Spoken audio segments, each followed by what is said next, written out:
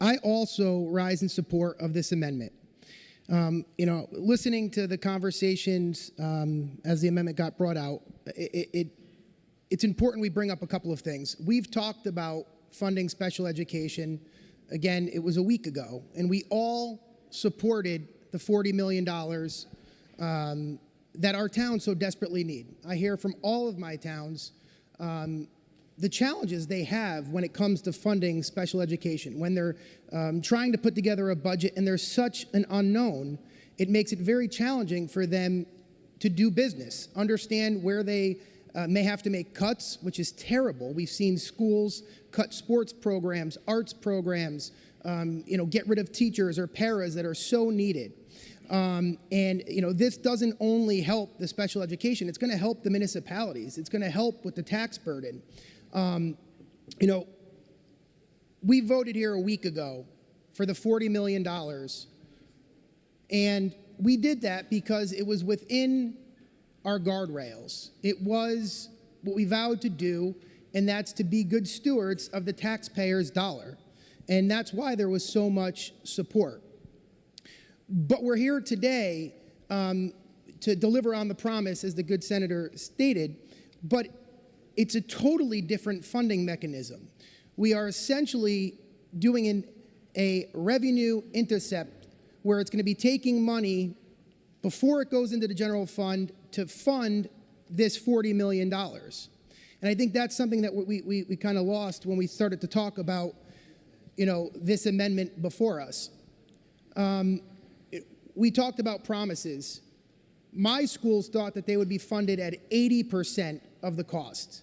And some of them are actually just below 60%, which is millions of dollars in certain towns across the state of Connecticut. So what this amendment does is it not only more than doubles the $40 million, it's going to do it within our guardrails. It's going to do it the way it should be done. It's going to be done responsibly. We are just starting this session. It is a budget year. And if we start curving and bending our guardrails now, where do we stop? My predecessor talked about coming up here and some play chess and some play checkers. And it's a simple scenario last week when we voted on this. They need it. We have the money. It makes sense. But I think someone's playing chess, because we're here now talking about this yet again. And honestly, I think it's, in my opinion, purely political. Because if they get us to vote no on something that is fiscally irresponsible, the message is going to be Senator Cicarella or any other senator who decides to be responsible with the taxpayers' dollars does not support special education.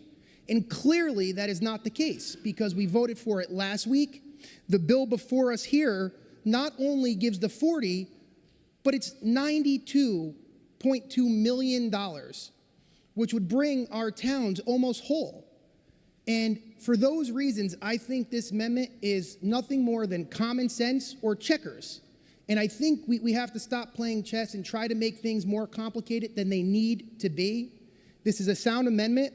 It takes care of our municipalities and our special education programs, and it does it within the guidelines that were implemented in 2017, which did so much good for the state of Connecticut. We talk about it all the time. The governor talks about it. It was bipartisan. I hear everybody talk about it. I wasn't here, but I hear about it, and I hear everybody talk about it.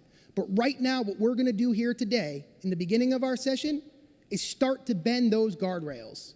And that is going to be terrible for our financial situation here in the state of Connecticut. So I urge my colleagues around the circle to support this amendment and do what we are here to do, and that's apply common sense. And it's going to be done by staying in our guardrails and, again, funding special education, which is so needed. Thank you, Madam President.